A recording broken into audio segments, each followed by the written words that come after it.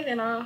Det her det er så skørt. Men hej og velkommen til den her video. I dag der er det onsdag den 2. oktober. Jeg sidder lige nu, ikke i mine kendte vaner, men på et college i USA med EF. Der skal jeg også huske at sige den her videoreklame. Men i hvert fald, jeg er som sagt i New York pt. Og skal være her i 4 uger. 3 ugerne skal jeg gå på college her med EF, og så er den sidste uge, der kommer Ans herover, og så skal vi bo inde i byen sammen og ødelægge vores bankkonto. Ja. Så det er lidt det, der er planen den næste måned. Jeg er stadig meget sådan... Jeg bearbejder lidt, hvad der foregår, for det er meget stort det hele, synes jeg. Hvad jeg egentlig skulle forklare, hvordan det hele hænger sammen. Jeg er som sagt afsted med noget, der hedder EF Sprogrejser, som er rejser vitterligt til hele verden. Hvor du kan komme over og gå i skole, både som sådan en sommerkursus, hvis man stadig f.eks. går i folkeskole eller gymnasiet, eller er ved at tage en universitetsuddannelse, ikke rigtig sådan lige kan tage fri fra den ene dag til den anden. Eller så kan man ligesom mig, hvis man er ved at tage et sabbatår, komme herover og få sådan en rigtig college-oplevelse, vil jeg kalde det. Jeg skal være her i 3 uger, og min roomie, som jeg har fået, en sød tysk pige, der hedder Sofie, som er seriøst det sødeste. Jeg kunne ikke have drømt om noget bedre. Hun er her for eksempel også kun i 3 uger, og så tager vi begge to hjem. Eller jeg tager hjem, jeg skal ind til byen og mødes med Anna. Men i hvert fald, den her video kommer til at handle om min college-dage, college-oplevelse. Jeg synes, det er så skørt at sige højt. I New York, så det bliver mega fedt. Jeg kommer til at lave en til video, der handler om mig og Annas tur. Men jeg føler lidt, at den her den skulle have en video, der snakker for sig selv. Men i dag er det som sagt onsdag, og her om en halv time, der skal jeg over og mødes med de andre, der har tilmeldt sig sådan en Broadway musical. Vi skal ind og se noget, der hedder The Wicked. Jeg ved, det er en film, men jeg har aldrig set den. Men jeg så bare, at man kunne komme ind. Det er ret fedt. Her på vores campus er der sådan en app, hvor man kan tilmelde sig alle mulige aktiviteter, de laver. Der er så også ved antal pladser, så Sofie fik desværre ikke en plads på for eksempel den aktivitet, der er i aften, som for eksempel jeg kommer ind og se Broadway musical. Så det skal jeg alene. Men det er en god mulighed for at få nye venner. Jeg har ikke fået snakket med så mange mennesker endnu. Jeg synes, det er meget grænseoverskridende. Men sådan, det der er, det er, at alle er så åbne. Altså det er bare sådan, du går ud i elevatoren og folk sådan, hej, hvor er du fra? Og man er sådan, fuck, du snakker til mig. Så ja, det er en stor målfuld, og der er mange mennesker, og det er meget nyt det hele, og masser af nye kulturer og indtryk. Men jeg synes, det er mega spændende, og man bliver sådan, jeg er helt høj på livet, og kan ikke rigtig finde ord, og der er mange ting. Men ja, jeg tænkte i hvert fald, det var en god måde at starte vloggen på, selvom jeg faktisk har prøvet at starte den før. Jeg prøvede at starte den ude i lufthavnen, da jeg skulle rejse alene herover, men jeg var simpelthen så nervøs, så det fungerede ikke. Men nu er vi her, og jeg skal da se en musical. Jeg tænker, det bliver hyggeligt, og jeg håber, at jeg får nogle nye venner, fordi jeg kender ikke så mange endnu. Men bare det første dagen, vi var her, sådan, der var sådan en orienteringsmøde, der tog vi alle sammen ind til byen os nye, og der mødte jeg ret mange nye mennesker. Jeg holdt mig meget til Sofie, fordi det er også lidt safe. Men folk er mega åbne, så ja. Jeg glæder mig lidt og håber på det bedste, og tænkte, at det kunne være hyggeligt at tage jer med. Så follow along. Yeah. Så jeg bor her oppe i den her bygning, og jeg tænkte lige, jeg har lige sådan noget 20 minutter, inden jeg skal være i Butler Hall. Jeg er seriøst skaldet ud, men jeg har altså det, jeg har en flatben. Så hvis vi lige kan aftale, at det bliver husket. Men jeg tænkte, jeg lige vil vise rundt på campus. Det lyder så akavet at sige det på dansk, fordi... Eller på engelsk, når jeg snakker dansk, fordi det er så typen. Men I'm gonna be that type. Jeg har også fået taget... man render rundt med sådan et... for at kunne komme ind på værelser og døre og sådan noget. Har man fået sådan en student ID? Guys... The fact, at jeg har været under transport i sådan noget 11 timer på det tidspunkt... Jeg ligner lidt en, der er DJ i sin fritid, og bare synes, at det skulle simpelthen være en del af billedet. Lidt flov, lidt men sådan er det. Men sådan lidt har man her til at rende rundt på campus. Nu er der lidt fly. Det er så hyggeligt, det vil at blive efterår med bladene. Men, ja. Well. Som sagt, så er det her jo et gammelt kristent college for kvinder. Nonner, a.k.a. Så det hele ligner lidt noget for sådan en film, en blanding af marmorkirke, noget græsk. Jeg har jo haft øl, så nogle joniske søjler med lidt frise og kant og sådan noget. Det er jo ret crazy ud. Det er så det, der hedder Butler Hall. Og det der, det er... Jeg tror både, der er nogen, der bor derinde, og der er undervisning. Og så bag den der bygning er der en til sådan en flot bygning. Hudson River, der er dernede. Ja. Og så byen ligger den vej nede. Og det her giver mening. Eller om jeg bare leger turist med fin kant. Jeg tror bare, vi ses, når vi er derinde. Jeg er ret excited. Jeg håber på det bedste. Lol.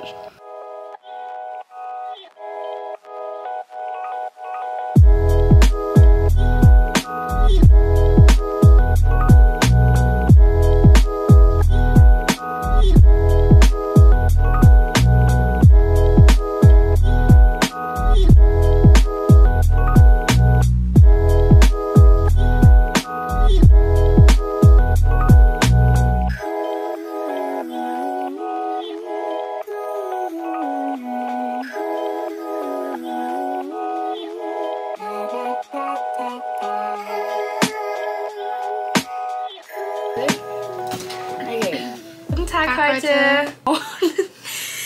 This is my roommate Sophie. Oh. She's German. She's from Germany. Do you say she's German? Or she's from Germany? Both ways. Okay.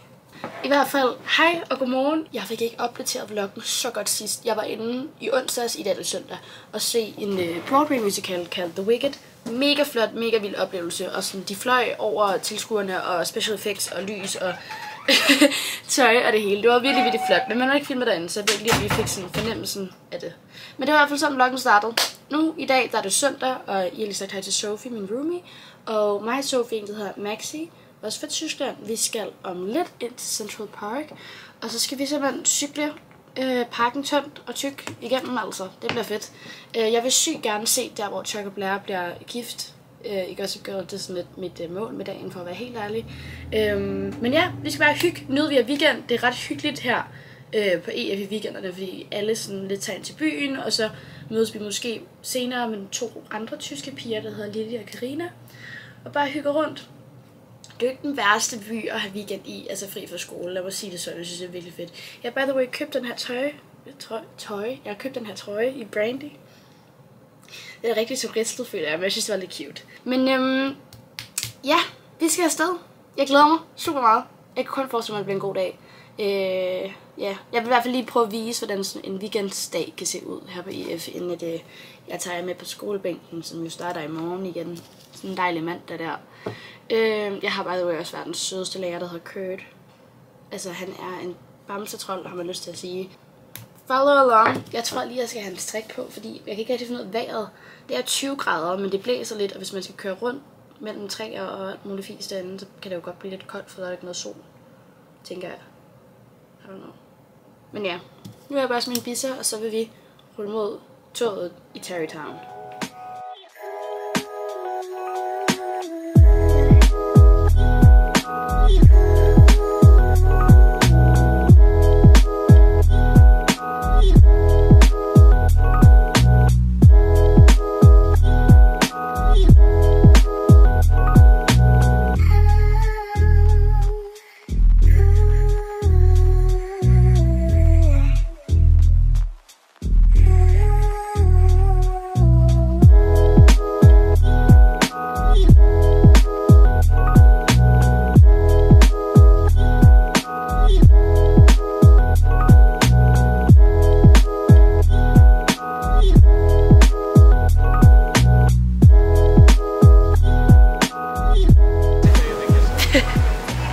Vi er lige nu på sådan en, hvad man sige, cykelrundtur, Maxi og jeg også, gennem Central Park og har lavet nogle cykler. Vi lærte lige, at en elektrisk cykel kostede sådan noget, næsten $1 i minuttet. Så vi lige tager sådan noget $16 på det. Så nu kan vi på ikke-elektriske cykler, og vi er seriøst det mest iconic sted, føler jeg. Det er ikke Blair og Chuck sted, hvor de bliver gift, men det er en andet rigtig cute spot. Jeg er ret sikker på, at Blair og Serena skændes her, hvis jeg ikke tager meget fejl. Ja. 2 sekunder. Jeg håber, I kan fornemme det, men det er sådan en meget iconic bro. Jeg er ret sikker på, at det er den bro, der er med i den film, der hedder Uptown Girl, hvor hun ligesom hopper i. Ja, men jeg ved det ikke. Bare et gæt. Og nu tror jeg, vi vil cykle med rundt. Prøve at finde Blair og Chuck-stedet, hvor de bliver gift. Men Karina, som også er en anden tysk pige på vores skole, har også lige taget toget herind, så skal vi også lige mødes med og spise noget mad. Så finger op, altså.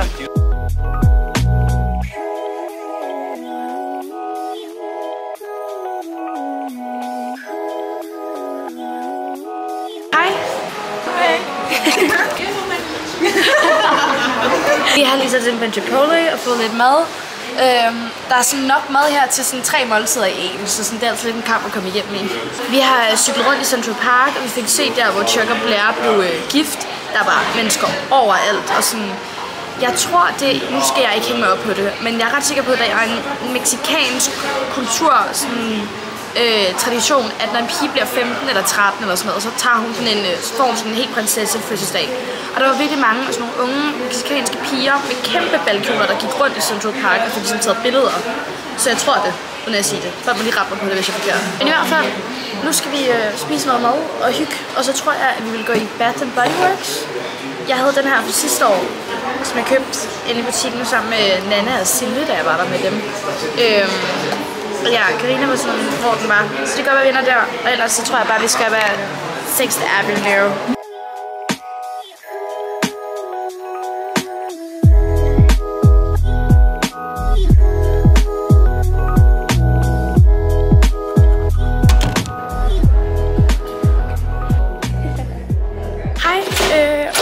I dag der er det fredag, og jeg har lige haft engelskprøve.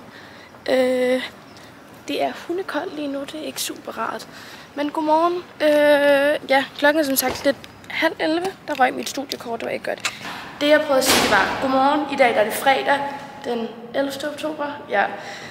Jeg har lige haft engelsk-test, hvis man kan sige det sådan. Det har vi hver fredag, fordi vi får en ny karakter hver fredag. Og så udover det, så har jeg også en prøve om onsdagen, og så skal jeg skrive et essay om torsdagen. Og så med en grammatik, så det er simpelthen så fedt. Men nu er jeg på vej ind til mailroom, fordi jeg skal hente min roadpack, som jeg har glædet mig så meget til. Jeg har bestilt til hele flokken. Så ja, den kom i går, men hende, damen derinde, hun var simpelthen ikke lige været velkendt for samarbejdsvillig i forhold til, at jeg måtte få min pakke. Så nu er jeg tilbage. Hun åbner om 3 minutter, så hun har bare givet mig min pakke, for jeg skal tilbage om 5 minutter i min klasse, hedder det. Wow. Men ja, i dag der skal jeg ind til byen, og jeg skal op i Summit Vanderbilt, med sådan et spejlrum med EF, som en aktivitet, og skal hygge med mine venner, fordi dem har jeg nemlig fået mig. Så og vi ses, når jeg har fået min pakke. Hi. Thank you. Wagner? It's the great one, yeah. Thank you so much. You're welcome. Have a great day. Jeg skal lige sige sorry for mit fuldstændig brutale outfit, men det er virkelig koldt på den her skole, så ja. Skal vi lige åbne en gang her? Jeg ved ikke, om lærer det for en sol, hvor jeg kan holde den altså. Jeg har jo altid været en klasse jægerpige, så jeg føler lidt, at jeg betrayer nogen ved at købe lidt products for andre, men prøv at høre. Hele dagen skulle simpelthen have noget kærlighed. Det er også det, jeg har været så excited over, at man kan bestille pakker, fordi til vores skole, så man kan bruge Amazon og sådan noget, det kan man jo ikke derhjemme, det kan man godt, men det koster bare det hvide øjne med fragt. Så nu er jeg sådan, nu ved jeg ikke engang, hvad jeg skal købe, men jeg er så glad for, at jeg har muligheden. Ja, how do I open this? Okay, det var lidt brown moment. Jeg havde faktisk regnet med, at det ville fylde mere, fordi det skal sige, at jeg har bestilt for 4 over mig selv, og det blev $220. Ikke sådan en proud moment of mine, men det er spændende det her. Det er dog, det bliver ikke smukkere. Jeg har jo egentlig kun bestilt 2 ting til mig selv. Men det er coveret, jeg har bestilt til mig selv, selvfølgelig en færre smykkesål, fordi jeg er færdig. Ej, hvor er det flot. Jeg føler mig også at kigge, så det er så fedt det her. Ui. Ej, min telefon er kæmpe nu. Nå. Jeg skal lige finde ud af, hvad for en der er min lip combos, fordi jeg kan få nemt det, men der er en del. Det var også Anna, hun var bare sådan, at jeg skal have den. Hun har bestilt 4 eller sådan noget crazy shit. Jeg ved ikke, om det er min, for jeg bestilte en uden parfume i, for jeg er ikke så god til, hvis læbemad smager alt for meget af ting, så får jeg mig lidt sådan lidt over mig selv. Altså, må der ikke godt stå, hvad det her er for noget, eller jeg er bare sådan lidt blind i hovedet. Unscented, okay, det her det er min. Kommer der en, det skal nok blive ikke for mig det her. Hej. Okay, så det er sådan her. Ej, hvor er det fedt. Jeg er seriøst 5 år mentalt, hvor er det fedt. Så sidder jeg bare herinde på en trappe. Nå, men det var en 10 ud af 10. Nu vil jeg have tilbage til Kirk og få lidt mere engelsk undervisning, for jeg kan simpelthen ikke få nok af det. Ja, ses. Finger op. Hej børnelitten. Så jeg og de andre har lige fået fri på vores forskellige timer. Mig og Karina var til Grammar, hvor vi fik en ny tysk ven, der hedder Lisa. Det skal jeg faktisk invitere Sofia op efter. Men vi skal mødes med de andre om 7 minutter, og så skal vi til byen. This is the outfit. Love it. Nå, men ses ved toget, fordi at nogen stresser mere end andre. Hej. Jeg er lidt meget dygtig her. Do you say? Tyskland. It's been Germany. Oh. You didn't hear that? Yeah, we just called your language is Tysk. Tyskland. Tyskerne. Like, we refer to you as Tyskerne. You did not know that? No. Oh my god, no. Vi er lige nu på vejen til byen. Noget toget. So we're gonna go shopping. Oh, So lovely. Never we're gonna tried eat some tacos. No, we're gonna eat in Chinatown dumplings. Oh, again? Yeah. They want to try it, and I don't have a problem. I can try it again. Vi er lige kommet på Grand Central. Jeg ved ikke, at gå.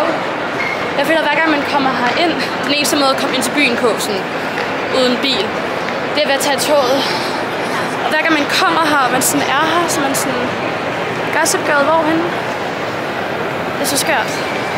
Så ja.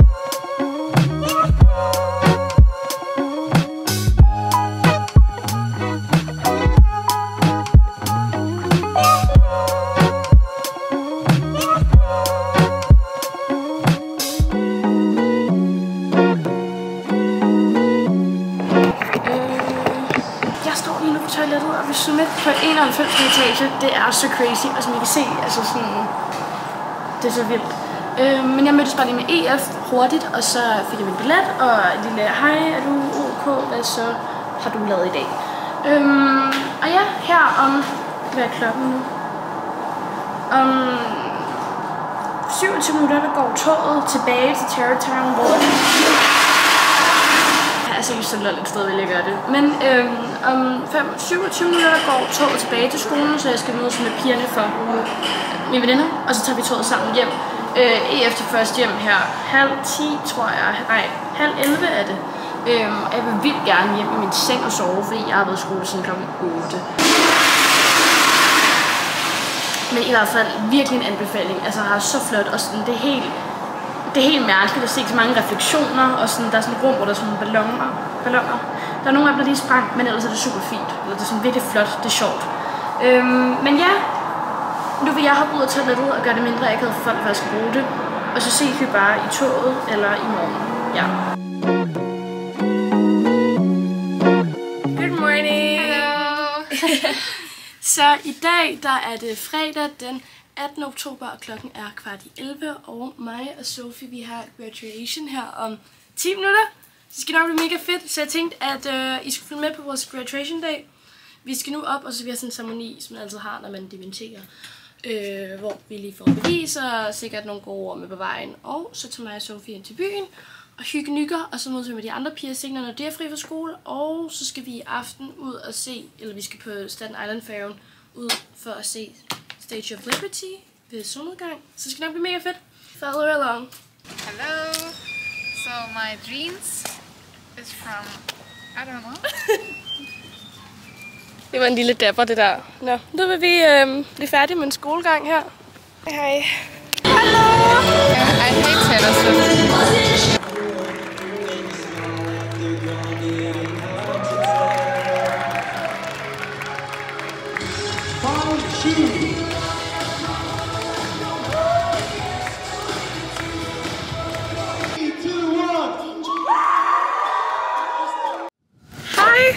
Ej, hvor er den høj, den her.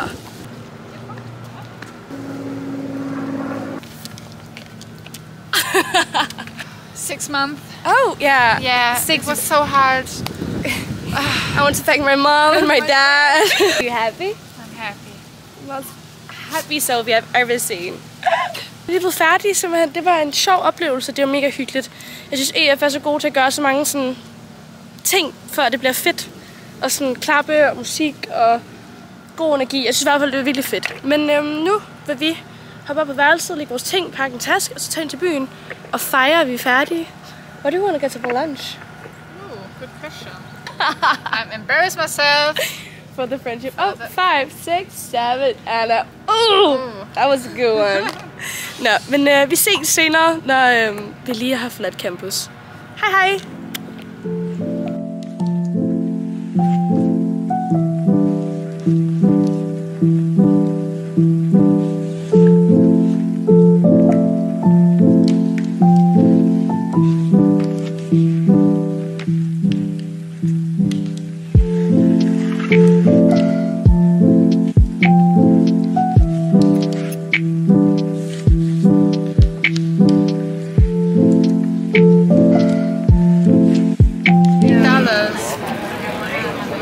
Sofie, jeg har lige bestilt en te, hvor der var lidt mynte i, men ikke en helt altså, hvad er det her? Sofie og jeg er i Soho. Hej. Vi har været i Chinatown og fremkaldt nogle af mine billeder. Jeg har taget en lånkamera, som først kommer her lørdag eller søndag. Så har vi været i Sofie gerne vil i, der hedder New York og Norway, hvor Sofie købte en lille trøje. Someone understand Danish now. Of course. Oh wow. I just heard New York or nowhere. And you were like, click. Og så har vi været i en smykkeforretning, der hedder M Jewelry, beautiful name, hvor at jeg for en halvanden uge siden sammen med Karoline og Sofia bestilte den her halskæde, som jeg selv har designet, hvor der står Mathilde. Jeg er jo uden håb, så jeg har aldrig nogensinde kunne købe sådan en halskæde normalt i butikker og sådan noget, fordi så har det altid været med håb, hvilket er fuldt udforstående. Så derfor var jeg lidt glad for, at jeg kunne få først og fremmest lov til at vælge, hvordan jeg har skriften skulle være, og kæden og sådan noget, og så også for en uden håb. Så det var fedt. Så ja, og så har vi været i Glossier, hvor jeg har købt en parfume til Balle, og til Jule har jeg købt en eller anden glowy ting, som jeg også købte til mig selv, fordi jeg så forklarede det i butikken, og var sådan, nej, det vil jeg også gerne have. Og en milk cleansing wash eller noget. Så det er det. Ja, lige nu der venter vi på, at Maxi og Karina kommer med metroen.